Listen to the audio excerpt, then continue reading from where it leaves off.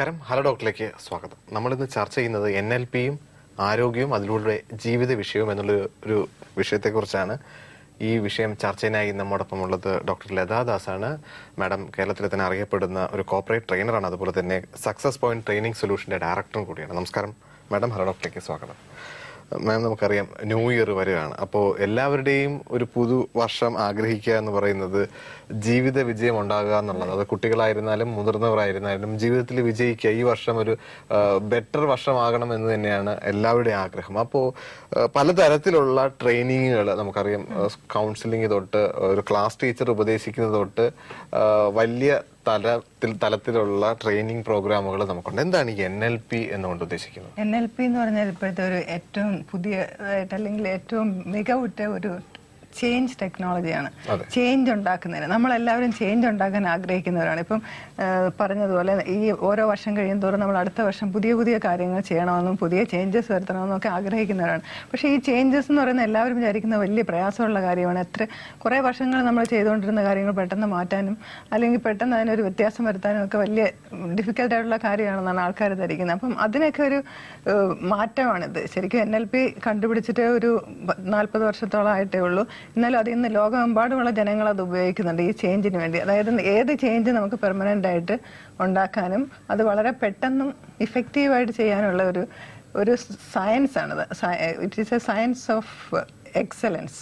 മാം, ഈ NLP അല്ലെങ്കിൽ train ചെയ്തിട്ടുള്ള പ്രമുഖരാരെങ്കിലും നമുക്ക് പെട്ടെന്ന് മാഡത്തിന്റെ മനസ്സിൽ ഓർമ്മ വരുന്നുണ്ടോ? ഇവിടെ തന്നെ ഡോക്ടർ എബ്രഹാം ഉണ്ട്. പിന്നെ ഇന്റർനാഷണലി ആണെങ്കിൽ റിച്ചാർഡ് മാക്യു, എന്നെ ട്രെയിൻ ചെയ്തത് റിച്ചാർഡ് മാക്യു ആണ്. പിന്നീട് റിച്ചാർഡ് ബാൻഡലർ എന്നാണ് ഇതിന്റെ ഒറിജിനേറ്റർ, ഡെവലപ്പർ. ഓക്കെ മാം, ഈ NLP പോലെയുള്ള ഈ ട്രെയിനിങ് പ്രോഗ്രാമുകൾ എത്രത്തോളം, അല്ലെങ്കിൽ ഒരു പക്ഷേ NLP അല്ലാതെ പോലെയുള്ള ട്രെയിനിങ് പ്രോഗ്രാമുകൾ ഒരുപാട് കാര്യമുണ്ട്. ഇന്ന് മറ്റുള്ള ട്രെയിനിങ് പ്രോഗ്രാമിൽ നിന്ന് മാറി ഈ NLPക്ക് എന്ത് ആണ് അതിൻ്റെ ഒരു പ്രത്യേകത? അല്ലെങ്കിൽ നമുക്കറിയാം ഒരു കൗൺസിലിംഗ് ഉണ്ട്, പല ടീച്ചേഴ്സും കൗൺസിലിംഗ് കൊടുക്കാറുണ്ട്. സ്കൂൾ തലത്തുകളിൽ തന്നെ ടീച്ചേഴ്സിന്റെ സംഘടനകളോ അല്ലാന്നുണ്ടെങ്കിൽ ചില ട്രെയിനിങ് പ്രോഗ്രാമുകൾ കുട്ടികൾക്ക് വേണ്ടി കൊടുക്കാറുണ്ട്. അവരുടെ ഈവൻ അക്ഷരം മാറ്റുന്നത് തൊട്ട് അല്ലെങ്കിൽ അവരുടെ സ്വഭാവ രൂപീകരണത്തിനൊക്കെ പലതരം ട്രെയിനിങ് പ്രോഗ്രാമുകൾ കൊടുക്കുന്നു. അതിൽ നിന്ന് വ്യത്യസ്തമായി NLPക്ക് എന്താണ് ചെയ്യാനുള്ളത്? വ്യത്യസ്തം എന്ന് പറഞ്ഞാൽ ശരിക്കും NLP ഡെവലപ്പേഴ്സ് അവർ കണ്ടുപിടിച്ചെന്താന്ന് വെച്ചാൽ നമ്മുടെ ഓരോ ബിഹേവിയറിനും ഒരു പാറ്റേൺ ഉണ്ട്. നമ്മുടെ ബ്രെയിനിൽ ചില പ്രത്യേക രീതിയിലുള്ള പാറ്റേൺസ് കൊണ്ടാണ് നമ്മൾ ഓരോ പ്രത്യേക രീതിയിൽ പെരുമാറുന്നത്. അപ്പൊ ആ പാറ്റേൺസിൽ മാറ്റം വരുത്തുമ്പോൾ നമുക്ക് ഏത് മാറ്റവും പെട്ടെന്ന് മാറ്റാൻ പറ്റും. അതുപോലെ തന്നെ അത് പെർമനന്റ് ആക്കാൻ പറ്റും, അത് ഇഫക്റ്റീവ് ആക്കാൻ പറ്റും. ഇതുപോലെ ഇപ്പം നമുക്ക് ഒരാൾ ഹാപ്പി ആണെങ്കിൽ അതിനൊരു പാറ്റേൺ ഉണ്ട്, ഒരാൾ സക്സസ് ആണെങ്കിൽ അതിനൊരു പാറ്റേൺ ഉണ്ട്, ഒരാൾ ഫെയിലിയർ ആണെങ്കിൽ അതിനും ഉണ്ടൊരു പാറ്റേൺ. എല്ലാത്തിനും പാറ്റേൺ ഉണ്ട്. അപ്പം നമ്മൾ നമ്മൾ ചെയ്യുന്ന എന്താണെന്ന് വെച്ചാൽ ആ സക്സസ് പാറ്റേൺസിനെ പഠിപ്പിച്ചു കൊടുക്കുക, അല്ലെങ്കിൽ ആ ഹാപ്പി ആവുന്ന പാറ്റേൺസിനെ പഠിപ്പിച്ചു കൊടുക്കുക. അങ്ങനെ ജീവിതത്തിൽ മാറ്റം വരുത്താം. ഇപ്പം നമ്മുടെ ഏത് പാസ്റ്റ് എക്സ്പീരിയൻസ്, ഇപ്പോൾ ഒരുപാട് ആൾക്കാരുണ്ട് പഴയ കാലത്തെ അനുഭവങ്ങൾ വെച്ചിട്ട് അവർക്ക് ഒരിക്കലും കരകയറാൻ പറ്റാത്ത ദുഃഖത്തിലൊക്കെ ഇരിക്കുന്ന ആൾക്കാരുണ്ട്. അപ്പൊ അവർക്കൊക്കെ ഇത് പഠിപ്പിക്കുന്നതുകൊണ്ട് ഈ എക്സ്പീരിയൻസ് ഇത് എങ്ങനെ പാറ്റേൺസ് മാറ്റാമെന്ന് പറഞ്ഞു കൊടുത്താൽ അവർക്ക് ഈസി ആയിട്ടും അവരുടെ പാസ്റ്റ് എക്സ്പീരിയൻസിൽ നിന്ന് അവർക്ക്. നമുക്കറിയാം, നമ്മൾ സ്കൂളിലൊക്കെ ഞങ്ങൾ പഠിക്കുന്ന സമയത്ത് ഒരു ഗ്രൂപ്പായിട്ടുണ്ട്. ചില ആൾക്കാർ പഠിക്കുന്ന കുട്ടികളുണ്ട്, ചിലർക്ക് ആവറേജ് സ്റ്റുഡൻസ് ഉണ്ട്, ചില ആൾക്കാരാണെങ്കിൽ പഠിക്കാത്ത തരം കുട്ടികളും. ഒരു 3 തരത്തിലുള്ള ആൾക്കാരാണ്. കൂടുതലും ഒരു ആവറേജ് കുട്ടികളും, കുറച്ച് കുട്ടികൾ ഒരു ഹയർ എൻഡിൽ പഠിക്കുന്നതും, കുറച്ച് ആൾക്കാർ ലോവർ എൻഡിൽ പഠിക്കുന്ന ആൾക്കാരായിരിക്കും. പക്ഷേ സ്കൂൾ ജീവിതമൊക്കെ കഴിഞ്ഞ് കോളേജ് ജീവിതമൊക്കെ കഴിഞ്ഞ് നമ്മളൊരു സക്സസ് എന്ന് പറയുന്ന രീതിയിലേക്ക് എത്തുമ്പോൾ നേരത്തെ ഹയർ എൻഡ് പറഞ്ഞിട്ടുള്ള ആൾക്കാരൊന്നും ആയിരിക്കില്ല, നന്നായിട്ട് പഠിക്കുന്ന കുട്ടികളായിരിക്കില്ല ഒരു പക്ഷേ ജീവിതത്തിൽ സക്സസ് എന്ന് പറയുന്ന കാറ്റഗറിയിൽ പെടുന്നത്. പക്ഷെ എന്നിരുന്നാൽ തന്നെയും ഒരു കേരളത്തിലെ തന്നെ മികച്ച കോളേജുകളോ സ്കൂളുകളോ എടുത്താൽ തന്നെയും അതിനകത്ത് ഒരു ബാച്ചിൽ എടുത്തു കഴിഞ്ഞാൽ ഒരുപാട് ആൾക്കാരൊന്നും സക്സസ് ആയി കാണപ്പെടാറില്ല. അത് എന്തുകൊണ്ട്? ഇത്തരത്തിൽ നല്ല രീതിയിൽ ട്രെയിൻ ചെയ്യുന്ന സ്ഥലങ്ങളിൽ പോലും അല്ലെങ്കിൽ കുട്ടികൾ പോലും ഭാവിയിൽ സക്സസ് ആകാതെ പോകുന്നു. അതെ, നമ്മുടെ ഒരു എഡ്യൂക്കേഷൻ സിസ്റ്റം അങ്ങനെയാണ്. ആക്ച്വലി നമ്മുടെ എഡ്യൂക്കേഷൻ സിസ്റ്റത്തിൽ നമ്മൾ സക്സസ് ആവാനുള്ള കാര്യങ്ങളൊന്നും പ്രത്യേകിച്ച് പഠിപ്പിക്കാറില്ല. നമ്മൾ ആ സബ്ജക്ട് വൈസുള്ള അക്കാഡമിക് ആയിട്ടുള്ള കാര്യങ്ങൾ മാത്രമേ നമ്മൾ കൂടുതൽ ഊന്നൽ കൊടുക്കാറുള്ളൂ. അതുകൊണ്ട് അവർ എങ്ങനെ കൂടുതൽ മാർക്ക് മേടിക്കണം, എങ്ങനെ ജോലി കിട്ടണം എന്നൊക്കെയുള്ളതാണ് നമ്മൾ ഫോക്കസ് ചെയ്യുന്നത്. അപ്പോൾ അതിനകത്ത് നമ്മൾ ലൈഫ് സ്കിൽസോ അല്ലെങ്കിൽ നമ്മുടെ തന്നെ ബ്രെയിനിനെ എങ്ങനെ കൂടുതലായിട്ട് ഉപയോഗിക്കണം, നമ്മുടെ തന്നെ പൊട്ടൻഷ്യൽ എങ്ങനെ ഉപയോഗിക്കണം, ഇതൊന്നും ആരും പഠിപ്പിക്കാറില്ല. കുറച്ച് ആൾക്കാർക്ക് ചിലപ്പോൾ അതിനെക്കുറിച്ച് എന്തെങ്കിലും ഒരു വിവരം ഉണ്ടായിരിക്കും, അല്ലെങ്കിൽ അവരുടെ മൈൻഡ് സെറ്റ് അങ്ങനെ ആയിരുന്നിരിക്കും. ചിലപ്പോൾ അവരുടെ അച്ഛനമ്മമാരിൽ നിന്നോ അല്ലെങ്കിൽ വേറെയുള്ളവരിൽ നിന്നോ എങ്ങനെയെങ്കിലും അക്വയർ ചെയ്ത ചില മൈൻഡ് സെറ്റ് കൊണ്ട് അവർ കൂടുതൽ സക്സസ് ആവുന്നു. അതുകൊണ്ടാണ് പറയുന്നത് success rich people become richer. അതെന്താണെന്ന് വെച്ചാൽ അവരുടെ ഒരു മൈൻഡ് സെറ്റ് അങ്ങനെയാണ്, ആറ്റിറ്റ്യൂഡ് അങ്ങനെയാണ്.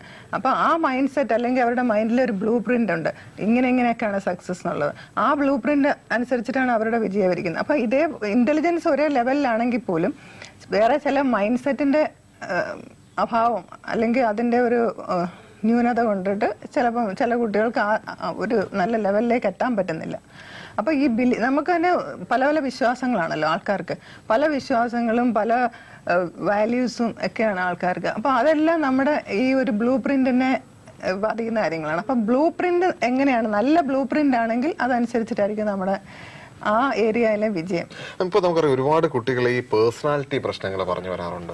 സാധാരണഗതിയിൽ അവർ ഒരു പക്ഷേ ക്ലാസ്സിൽ ആവറേജ് ആയിട്ടൊക്കെ പഠിക്കും, പക്ഷെ അവരുടെ പേഴ്സണാലിറ്റി അല്ലെങ്കിൽ ബിഹേവിയർ എടുത്തു കഴിഞ്ഞാൽ വീട്ടിൽ വന്നു കഴിഞ്ഞാൽ അച്ഛനമ്മമാരടുത്ത് റഫായിട്ട് പെരുമാറുക, ബാഡ് വേർഡ്സുകളൊക്കെ കൂടുതലായിട്ട് ഉപയോഗിക്കപ്പെടുന്ന ഒരു സന്ദർഭം ഉണ്ടാവുക, അച്ഛനമ്മമാരൊക്കെ അവരെന്തെങ്കിലും കാര്യം പറഞ്ഞാൽ ഒരു കാര്യം ചെയ്യണമെന്ന് പറഞ്ഞു കഴിഞ്ഞാൽ അനുസരിക്കാതിരിക്കുക. പക്ഷെ അവർ പഠന കാര്യങ്ങളൊക്കെ എടുത്തു നോക്കിയാൽ അവർ സ്കൂളിൽ മുൻപന്തിയിൽ തന്നെ ആയിരിക്കും. അപ്പൊ ഇത്തരത്തിലുള്ള പേഴ്സണാലിറ്റി പ്രശ്നങ്ങൾ, ബിഹേവിയർ പ്രശ്നങ്ങൾ അല്ലാന്നുണ്ടെങ്കിൽ നമുക്കറിയാം ചില കുട്ടികൾ വീട്ടിൽ വന്നു കഴിഞ്ഞാൽ പഠിക്കുന്നു, റൂമിനകത്ത് അടച്ചിരിക്കുന്നു, ബാക്കി ആൾക്കാരുമായിട്ടൊന്നും കമ്മ്യൂണിക്കേഷൻ ഇല്ല, അച്ഛന് സുഖമില്ല അല്ലെങ്കിൽ അച്ഛൻ okay let him have medicine, അല്ലെങ്കിൽ അദ്ദേഹം മരുന്ന് കഴിച്ചോട്ടെ, അല്ലാതെ ഒരു മാനസികമായിട്ടൊരു അടുപ്പം കാണിക്കാതിരിക്കുക. ഇത്തരത്തിലുള്ള ഒരുപാട് പ്രശ്നങ്ങൾ ഇന്നത്തെ അണുകുടുംബങ്ങളിൽ കാണാറുണ്ട്. അപ്പോ ഇത്തരത്തിലുള്ള ട്രെയിനിങ് പ്രോഗ്രാംസുകൾ ഇതിനൊക്കെ ഒരു മാറ്റം കൊണ്ടുവരാൻ സാധിക്കും. തീർച്ചയായിട്ടും NLP ഒരു കംപ്ലീറ്റ് പേഴ്സണാലിറ്റി ഡെവലപ്മെന്റിനുള്ള എല്ലാ ടൂൾസും പ്രൊവൈഡ് ചെയ്യുന്നുണ്ട്. അതായത് നമ്മുടെ കമ്മ്യൂണിക്കേഷൻ സ്കിൽസ് എങ്ങനെ ഡെവലപ്പ് ചെയ്യാം, നമ്മുടെ ബിഹേവിയർ എങ്ങനെ ചേഞ്ച് ചെയ്യാം,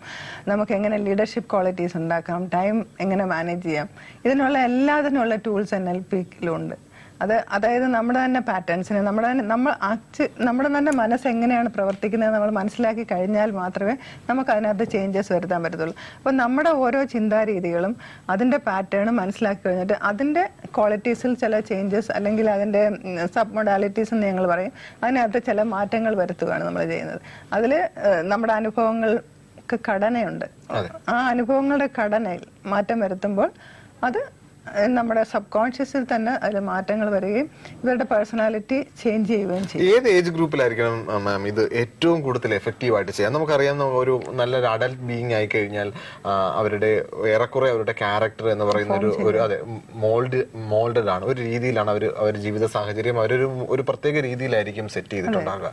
ഏത് പ്രായമാണ് ഇതിനൊക്കെ മോൾഡ് ചെയ്യാനായിട്ട് ഏറ്റവും അഭികാമ്യമായി? മോൾഡ് ചെയ്യാനായിട്ട് നമുക്കൊരു 10 വയസ്സ് മുതലുള്ള കുട്ടികളെ മോൾഡ് ചെയ്തെടുക്കാം. അതെ, എളുപ്പമാണ്.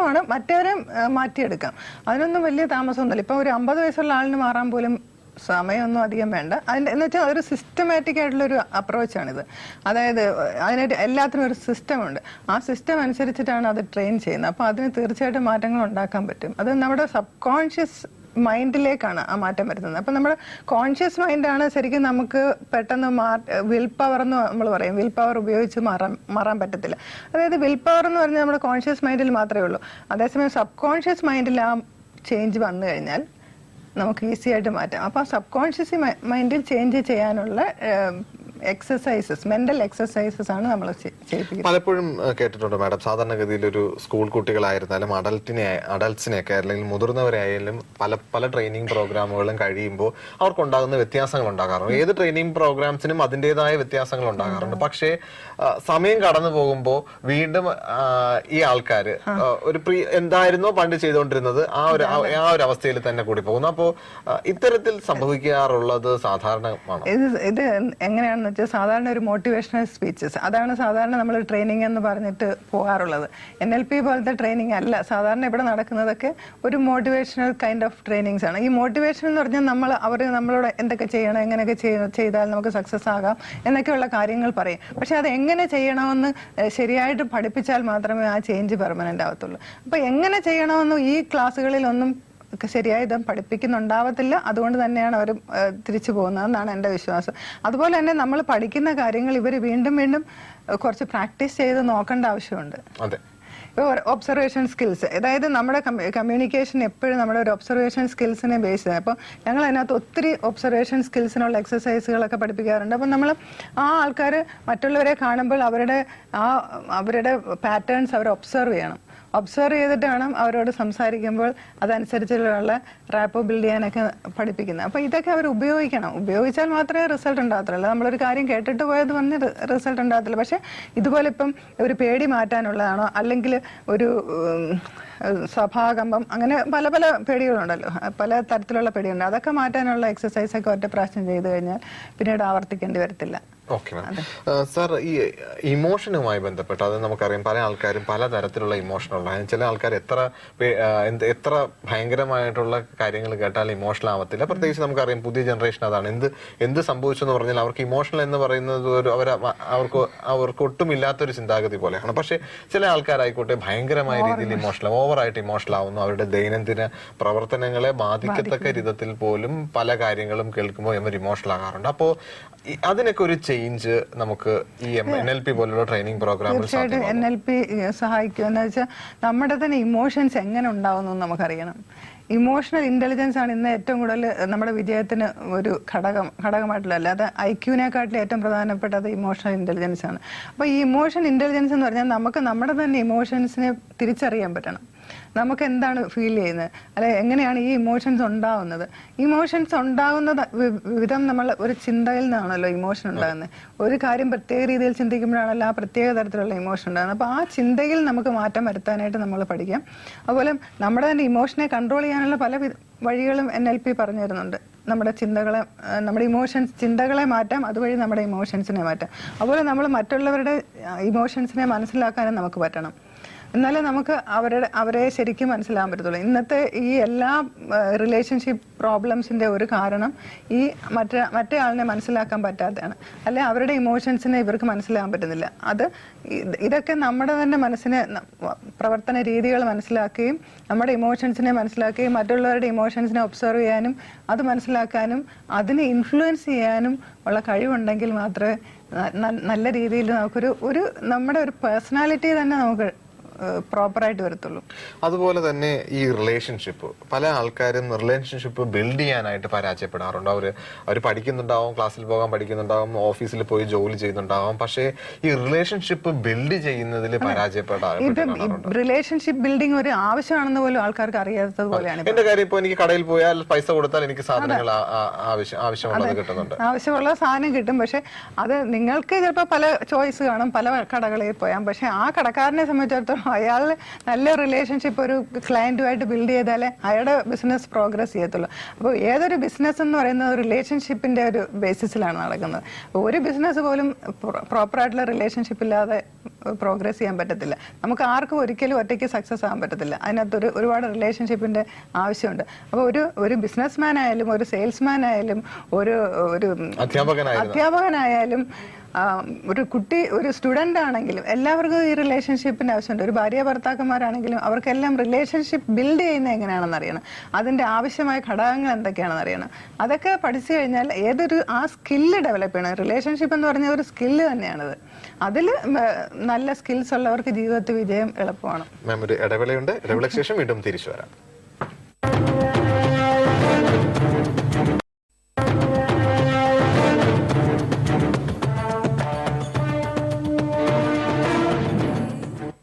ഹലോ ഡോക്ടറിലേക്ക് വീണ്ടും സ്വാഗതം. ഡോക്ടർ ലതാ ദാസാണ് ഇപ്പോൾ നമ്മോടൊപ്പം ഉള്ളത്. ഒരു കോള് നമ്മൾ വെയിറ്റ് ചെയ്തിരിക്കുകയാണ്. നമസ്കാരം. ഹലോ ഡോക്ടറിലേക്ക് സ്വാഗതം. ആരാ സംസാരിക്കുന്നേ? ഹലോ ആരാ സംസാരിക്കുന്നേ? ഹലോ, പറഞ്ഞോളൂ. ആരാ സംസാരിക്കുന്നേ? ഹലോ, കേൾക്കാമോ സർ? ഡോക്ടർ നമ്മോടൊപ്പം ഉണ്ട്. സംശയം ചോദിച്ചോളൂ. ഹലോ ഹലോ പറയൂ. കേക്കാം. പറഞ്ഞോളൂ. എന്റെ പേര് ബിജു വർഗീസ്. പറയൂ ബിജു.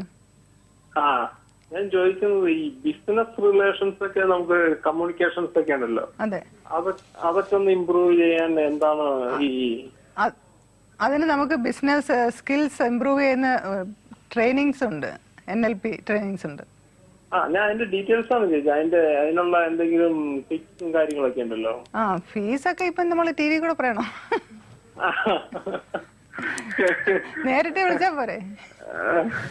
അപ്പൊ ഇതുപോലെയുള്ള സാർ ഈ ഏത് ബിസിനസ് പ്രശ്നങ്ങളുള്ള അല്ലെങ്കിൽ ബിസിനസ് പരമായിട്ട് നമുക്ക് ഏത് റിലേഷൻഷിപ്പ് ബിൽഡ് ചെയ്യാനായിട്ട് നമുക്ക് പല ആൾക്കാരും ചിലപ്പോൾ ബിസിനസ് സ്റ്റാർട്ട് ചെയ്യും. പല ആൾക്കാരും ഈ കോളറും അതായിരിക്കും ഒരു വർഷം ഉദ്ദേശിക്കുന്നത് ബിസിനസ് സ്റ്റാർട്ട് ചെയ്യുന്നത്. പക്ഷെ അവർക്ക് പല ക്ലയൻസുമായിട്ടും അവർക്ക് സംസാരിച്ചിട്ട് ബിസിനസ് കൊണ്ടുവരാനായിട്ട് ബുദ്ധിമുട്ട്. പല ക്ലയൻസുമായിട്ടും അവരുടെ തന്നെ എംപ്ലോയീസുമായിട്ടും എംപ്ലോയർ റിലേഷൻഷിപ്പ് വെരി ഇമ്പോർട്ടന്റ് ആണ് ഏത് ബിസിനസ്സിൽ. എന്താണെന്ന് വെച്ചാൽ എംപ്ലോയീസ് ആണ് ഒരു ബിസിനസ് വളർത്തുന്നത് ഒരു കണക്കിന് നോക്കിയാൽ. ഇപ്പൊ വൺ മാൻ ഷോ ആണെങ്കിൽ വലിയ പ്രശ്നമില്ല. പക്ഷെ എന്നാലും അവർ തന്നെ കമ്മ്യൂണിക്കേഷൻ ശരിക്കും ആ സ്കില്ല് ഡെവലപ്പ് ചെയ്തിരിക്കണം. എന്താണെന്ന് വെച്ചാൽ ഒരു ക്ലയന്റ് എന്ന് പറഞ്ഞാൽ നമ്മുടെ ഒരു കടയിലാണെങ്കിലും ഒരു ബിസിനസ് സ്ഥാപനത്തിൽ ഏതിന് വന്നാലും അവര് നമുക്ക് സാധനം കൊടുക്കുന്ന മാത്രമല്ല ആ റിലേഷൻഷിപ്പ് എങ്ങനെ ബിൽഡ് ചെയ്യുന്നു അനുസരിച്ചിട്ടാണ്. അപ്പം അവരുടെ കമ്മ്യൂണിക്കേഷൻ, അതായത് അവരുമായിട്ട് എങ്ങനെ ആശയവിനിമയം നമ്മൾ നടത്തുന്നു, അവർക്ക് ഇമ്പോർട്ടൻസ് കൊടുത്ത് അല്ല അവരുടെ ആവശ്യങ്ങൾക്ക് പരിഗണന കൊടുത്ത് അവരെ പ്ലീസ് ചെയ്യിക്കുന്നതിന്, അവരുമായിട്ട് റാപ്പോ ബിൽഡ് ചെയ്യുന്നതിന് ഒക്കെയുള്ള പ്രത്യേക ട്രെയിനിങ് തന്നെ വേണം. അതിന് റാപ്പോ ബിൽഡിംഗ് എന്ന് പറഞ്ഞാൽ അത് കുറച്ച് കൂടുതൽ കാര്യങ്ങൾ പഠിക്കാനുള്ളതാണ്. അപ്പൊ അതെല്ലാം പഠിച്ചു കഴിയുമ്പോൾ ഇത്തരത്തിലുള്ള ഈ ബിസിനസ് സ്ഥാപനങ്ങളുമായി ബന്ധപ്പെട്ട് നടക്കുന്ന ആൾക്കാർക്ക് ഇത്തരത്തിലുള്ള ട്രെയിനിങ് പ്രോഗ്രാമുകൾ എത്ര നാളാണ് അതിന്റെ ഒരു ട്രെയിനിങ് പ്രോഗ്രാം നടക്കുന്നത്? അതിന്റെ റിവ്യൂസ് സാധാരണഗതിയിൽ ഉണ്ടാകാറുണ്ടോ? അതായത് നേരത്തെ മാഡം പറഞ്ഞ ഒരു കാര്യം ഉണ്ടായ ഒരു നമ്മളൊരു ട്രെയിനിങ് പ്രോഗ്രാം അറ്റൻഡ് ചെയ്ത് കഴിഞ്ഞാൽ അത് നമ്മൾ യൂസ് ചെയ്യപ്പെടുന്നില്ല എന്നുണ്ടെങ്കിൽ, അതിലേക്ക് അത് എഫക്റ്റീവായിട്ട് യൂസ് ചെയ്യപ്പെടുന്നില്ല എന്നുണ്ടെങ്കിൽ നമ്മൾ അത് സമയമെടുക്കുമെന്ന് പറഞ്ഞു.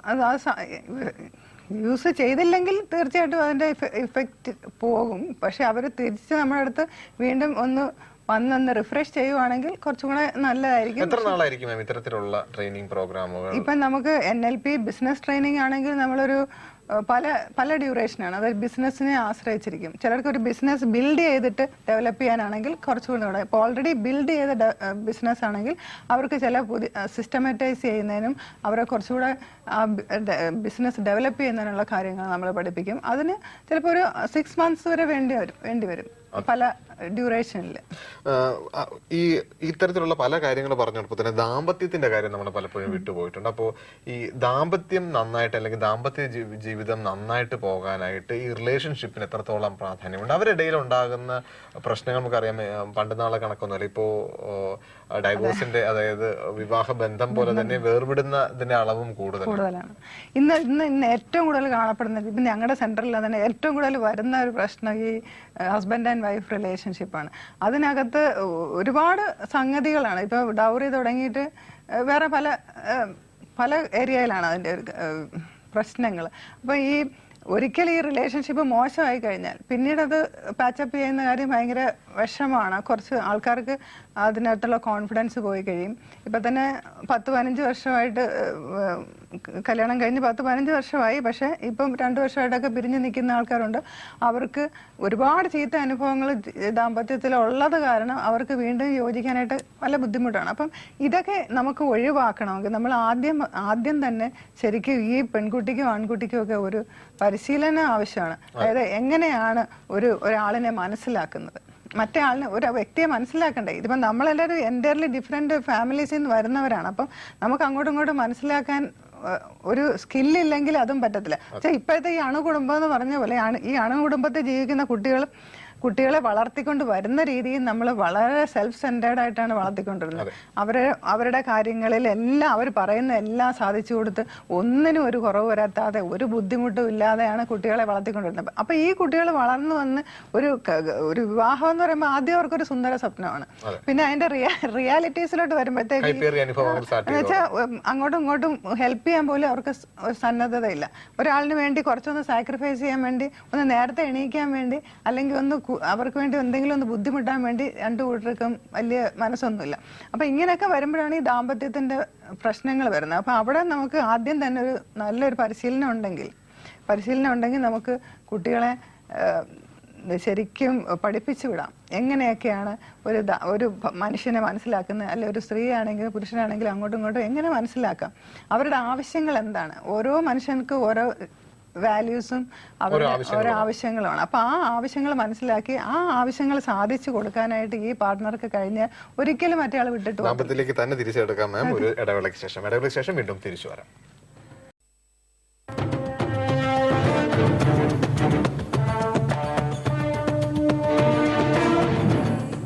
ഹലോ ഡോക്ടറിലേക്ക് വീണ്ടും സ്വാഗതം. ഡോക്ടർ ലതാ ദാസാണ് ഇപ്പോൾ നമ്മോടൊപ്പം ഉള്ളത്.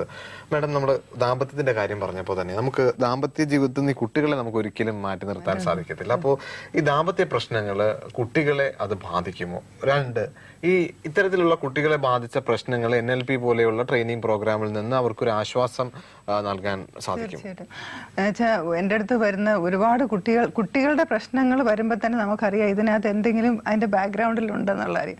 ചില കുട്ടികൾക്ക് അകാരണമായ ഭയമാണ്, ഒരു ആൾക്കാരുടെ അടുത്തോട്ട് പോകാൻ പേടിയാണ്, അവരോട് സംസാരിക്കാൻ പേടിയാണ്, ഉൾവലിഞ്ഞ ഒരുപാട് കുട്ടികളുണ്ട് ഇപ്പം.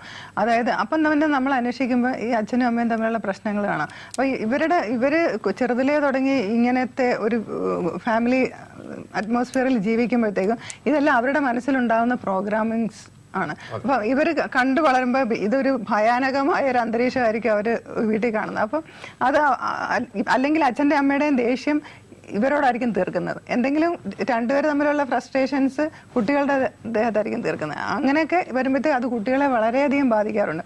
അപ്പോൾ ഇതിനെല്ലാം ഒരു സൊല്യൂഷൻ എന്ന് പറഞ്ഞാൽ ശരിക്കും ആദ്യമായിട്ട് ദമ്പതികൾ തമ്മിലുള്ള ബന്ധം മെച്ചപ്പെടുത്തുന്നതിനുള്ള സ്കിൽസ് അവരുണ്ടാക്കണം. അതിനുള്ള പ്രത്യേക പരിശീലനങ്ങൾ വേണമെങ്കിൽ അതും അവർ എടുക്കണം. അല്ലെങ്കിൽ എന്ന് വെച്ചാൽ ഇതെല്ലാം നമ്മുടെ അടുത്തൊരു തലമുറയാണ് ഇത് ബാധിക്കുന്നത്. അടുത്തൊരു തലമുറ എന്ന് വെച്ചാൽ ഒരു രാഷ്ട്രത്തിന്റെ ഏറ്റവും വലിയ സമ്പത്ത് അവിടുത്തെ കുട്ടികൾ തന്നെയാണ്. അപ്പോൾ കുട്ടികളുടെ ജീവിതത്തിൽ വരുന്ന വ്യത്യാസങ്ങൾ അല്ലെ അവർക്ക് നേരിടുന്ന ബുദ്ധിമുട്ടുകളെല്ലാം നമ്മുടെ തന്നെ എല്ലാ നിലയിലും നമ്മളെ ബാധിക്കുന്ന കാര്യങ്ങളാണ്.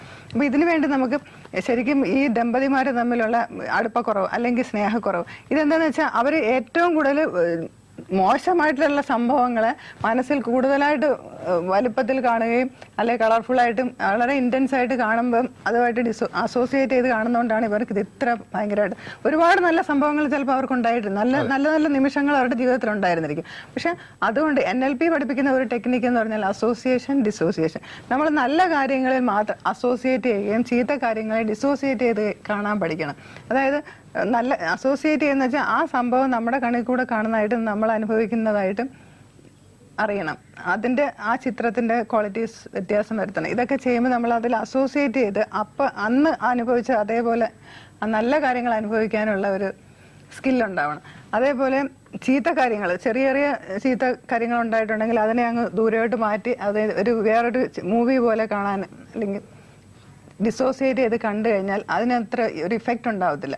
അപ്പൊ ഈ ഒരു ടെക്നിക്ക് ഉപയോഗിച്ച് നമ്മൾ ശരിക്കും പറഞ്ഞാൽ ഈ ദാമ്പത്യ പ്രശ്നമുള്ള എല്ലാ ദമ്പതികളും എടുത്താലും അവർ ചീത്ത കാര്യങ്ങളെ അസോസിയേറ്റ് ചെയ്ത് വലുതാക്കി മനസ്സിൽ കാണുന്നു, മറ്റതെല്ലാം അങ്ങ് മറക്കുന്നു. ഒരുപാട് നല്ല അനുഭവങ്ങൾ അത് മാത്രം കോൺസെൻട്രേറ്റ് ചെയ്യുന്നു. അതുകൊണ്ടാണ് ഇത്രയും പ്രശ്നങ്ങൾ ഉണ്ടാകുന്നത്. അപ്പൊ ഒരു ദാമ്പത്യം പോലും ഒരു കലഹമില്ലാത്ത ഒരു ദാമ്പത്യം ഉണ്ടാവത്തില്ല. എവിടെയെങ്കിലും കലഹം വേണം, പക്ഷെ അതൊരു ഹെൽത്തി ഫൈറ്റ് ആയിരിക്കണം. ആ ഒരു ഹെൽത്തി ഫൈറ്റ് എപ്പോഴും ദാമ്പത്യത്തിനെ കുറച്ചുകൂടെ മെച്ചപ്പെടുത്തുകയോ ചെയ്യത്തുള്ളൂ, അല്ലാതെ അതിനെ മോശമാകത്തില്ല.